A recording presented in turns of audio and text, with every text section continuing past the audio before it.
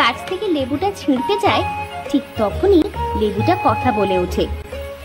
ছিঁড়ো না, ছিঁড়ো না, ছিঁড়ো না মোড়ে, এসো না, এসো না আমারই কাছে। বর্দি, মেজদি, দেখো না, এই লেবুটাই কথা বলছে। তাই তো দেখছি রে। ভয় পেও না কন্যারা, আমি তোমাদের কোনো ক্ষতি করব না, কিন্তু তোমরা আমাকে ছুঁয়ো না। কেন ছোবো না আমরা তোমাকে? আর কেই বা তুমি? আমি হলাম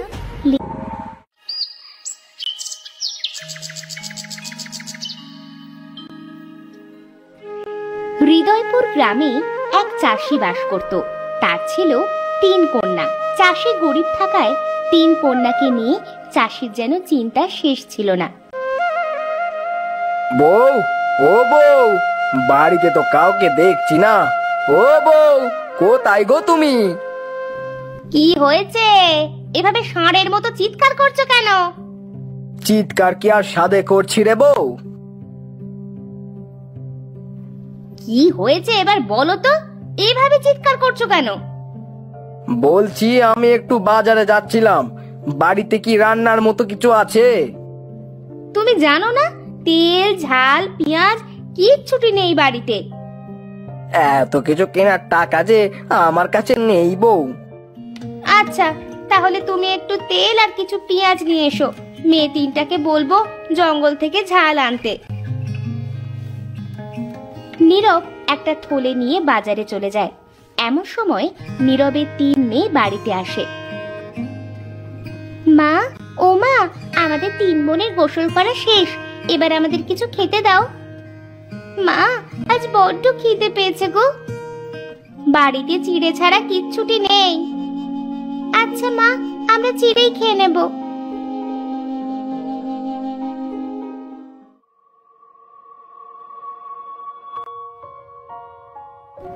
তোদের খাওয়া শেষ হলো? হ্যাঁ মা, জ্বালানি আর ঝাল ফুরিয়ে গিয়েছে। মা, আমরা 3 বোন জঙ্গলে যাই জ্বালানি আনতে। যাবি যা, তবে জঙ্গলের গভীরে যেন যাবি না।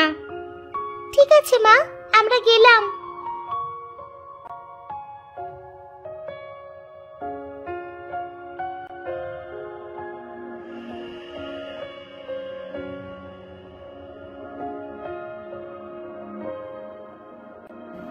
এরপর তারা 3 বোন গল্প করতে করতে জঙ্গলে চলে আসে। এই, আমরা জঙ্গলে চলে এসেছি।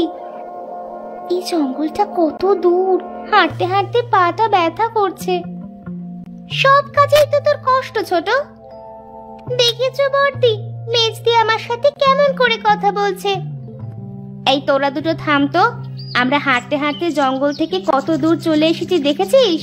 কিন্তু তেমন জ্বালানিও তো পেলাম না, ঝালও পেলাম না। দিদি চল, আমরা আরো ভিতরে যাই। মা জানলে তো বকবে রে দিদি। মা কিভাবে জানবে রে ছোট? আমি শুনেছি জঙ্গলের ভিতরে নাকি অনেক রকম ফল আছে। সত্যি বলছো? তাহলে চলো বর্দি।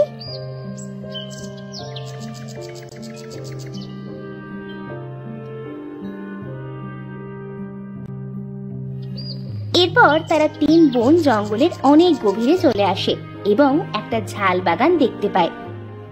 কত সুন্দর ঝাল গাছ, এত ঝাল আমি আগে কখনো দেখিনি। এখান থেকে অনেকগুলো ঝাল তুলবো, সেগুলো বিক্রি করে মাছ কিনবো। তুই ঠিকই বলেছিস দিদি, অনেক দিন মাছ খাওয়া হয় না।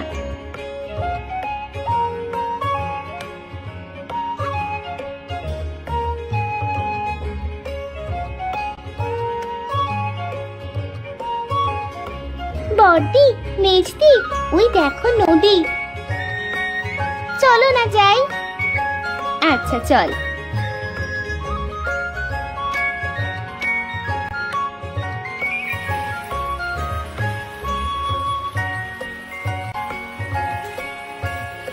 দিদি সত্যি এই জায়গাটা কিন্তু অনেক সুন্দর। দেখো নদীর পাড় দিয়ে কত সুন্দর সুন্দর ফল। খাবি? আয়, আমি পেড়ে দিচ্ছি।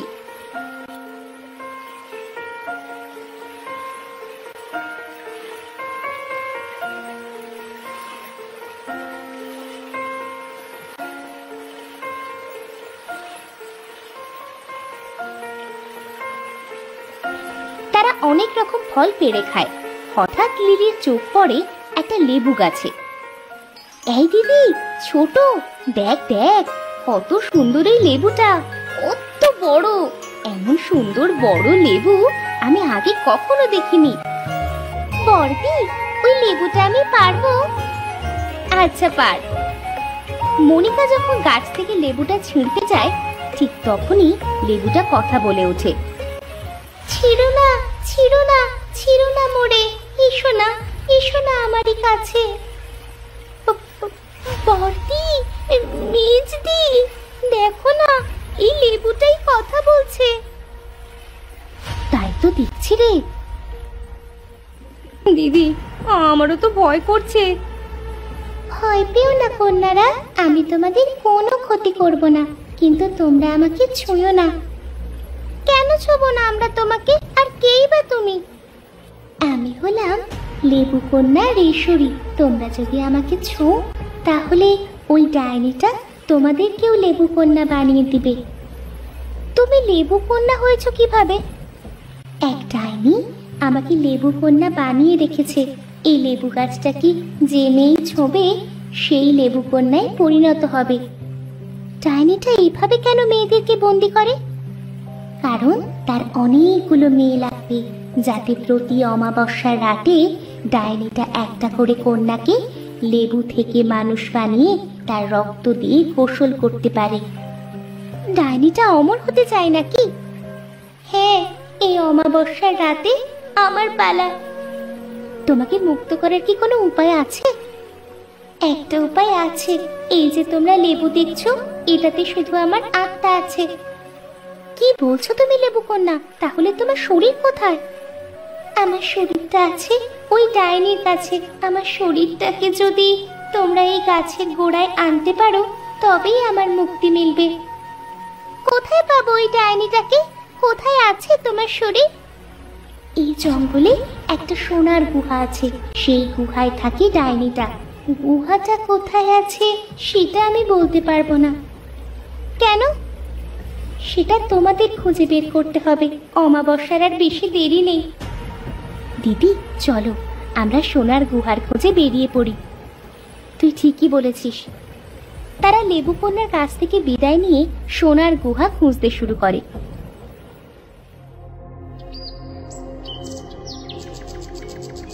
সোনার গুহা খুঁজতে খুঁজতে তারা একটা বৃদ্ধাকে দেখতে পায়। এই গভীর জঙ্গলে এই বৃদ্ধা মহিলাটা কি করছে? চল তো কি। আমার বড্ড পানি তৃষ্ণা পেয়েছে, আমাকে কি তোমরা একটু পানি খাওয়াবে? মেজো, ছোট, দেখ তো কোথাও পানি পাস কিনা। আমি বুড়িমার কাছে থাকছি। ঠিক আছে বর্দি, আমরা পানি আনতে যাচ্ছি।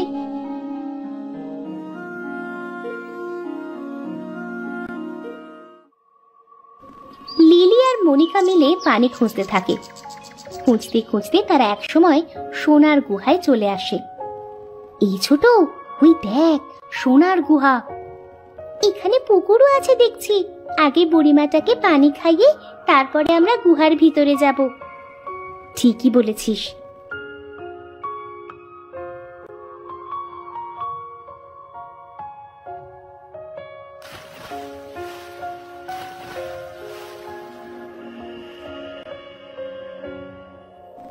তারা একটা পাত্রে পানি নিয়ে বুড়ির কাছে যায়। এরপর বুড়িকে পানি খাইয়ে দেয়। তোমাদের যে কি বলে ধন্যবাদ দিব। আজ তোমরা 3 কন্যা না থাকলে আমি হয়তো পানি তৃষ্ণায় মারাই যেতাম। ধন্যবাদ কেন দিচ্ছেন বুড়িমা? আপনাকে বাঁচানো। তোমরা কি পারবে লেবু কন্যাকে উদ্ধার করতে? তোমরা পারবে ডাইনিটাকে মারতে? আমাদের 3 বোনকে যে পারতেই হবে। বুড়ি জাদু করে একটা তরোয়াল আনে। এই নাও, এই তরোয়ালটা না দিয়া এটা দিয়ে তোমরা ডাইনিটাকে মারবে। আর দাঁড়াও, আমি আমার জাদুর আয়নায় দেখছি ডাইনিটা কিভাবে মারা যাবে। বুড়ি তার জাদুর আয়নায় ডাইনিটা কিভাবে মারা যাবে সেটা দেখে।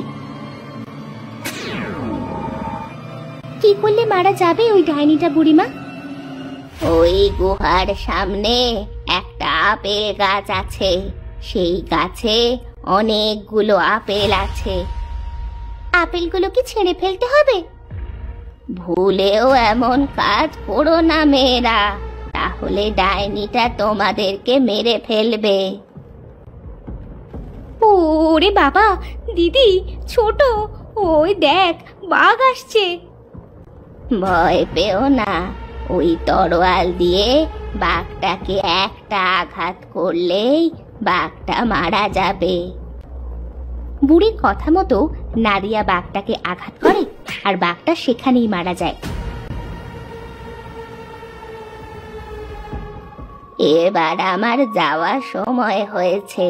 শোনো, ওই আপেল গাছে একটা আপেল আছে, সেটা সোনার। এই আপেলটা ভাঙতে পারলেই ডাইনিটা মারা যাবে। আমি আসি তাহলে। বুড়ি তাদের কাছ থেকে বিদায় নিয়ে চলে যায়। এরপর তারা 3 বোন সোনার গুহায় যায়।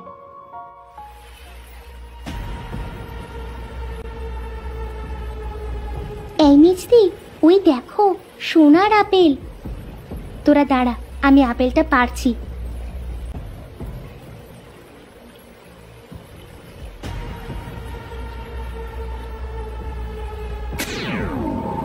তোদের এত বড় সাহস, আমার গাছ থেকে আপেল পারিস?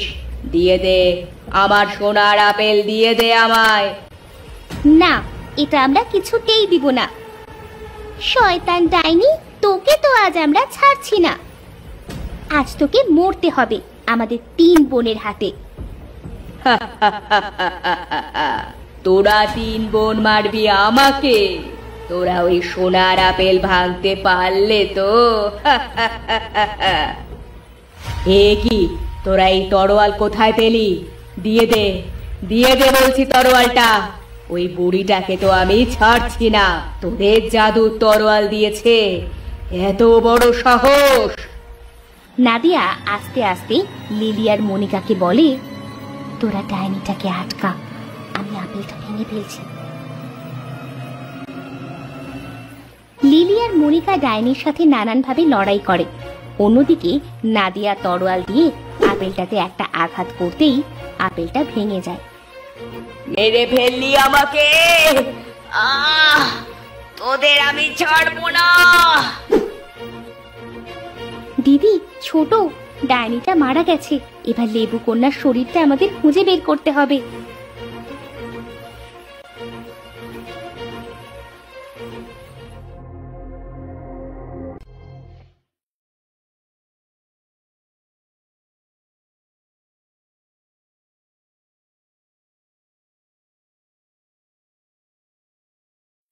তারা 3 বোন অনেক কষ্ট করে লেবু কন্যার শরীরটাকে লেবু গাছের কাছে নিয়ে আসে। লেবু কন্যার শরীরটা লেবু গাছের কাছে আনতেই লেবু কন্যার শরীরে প্রাণ চলে আসে। ধন্যবাদ তোমাদেরকে বোন, তোমরা আমার জীবন বাঁচিয়েছ। ধন্যবাদ কেন দিচ্ছ বোন? চলো আমরা 3 বোন তোমাকে বাড়ি পৌঁছে দিই। বাড়িতে গিয়ে আমি কি করব? আমার যে কেউ নেই, ডাইনিটা আমার পরিবারকে মেরে ফেলেছে। তাহলে তুমি আমাদের সাথে চলো, তুমিও আমাদের বোন। নেজদি ঠিকই বলেছে রেশরিদি। ঠিক আছে, আমি যাব।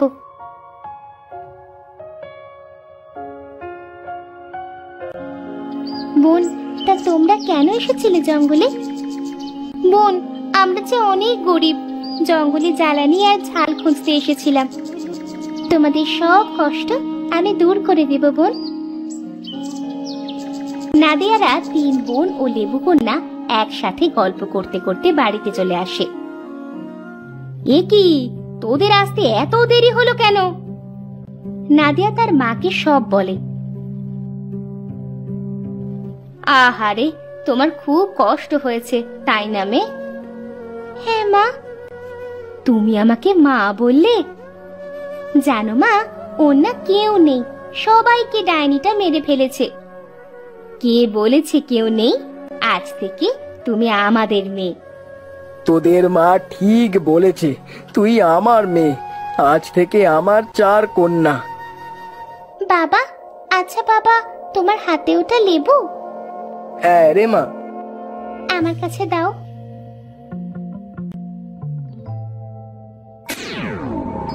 এটা তো সোনার লেবু হয়ে গেল। আমি মানুষ হবার সাথে সাথে লেবুকে সোনায় পরিণত করার বর পেয়েছি বাবা। আজ থেকে তোমাদের কোনো দুঃখ থাকবে না। এটা বিক্রি করে আসো বাবা।